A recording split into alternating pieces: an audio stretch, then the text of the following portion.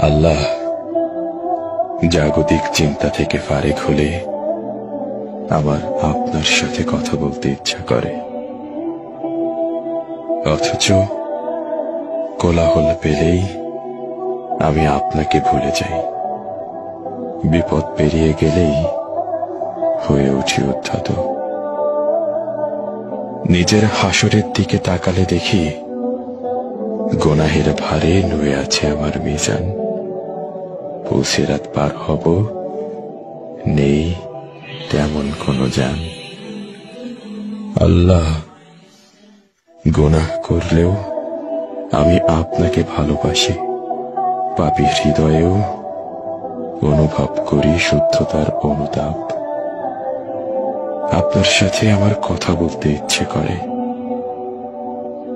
আপনি আমাকে হেদায়েত দান করুন, ক্ষমা করুন আমার যাবতীয় পাপ।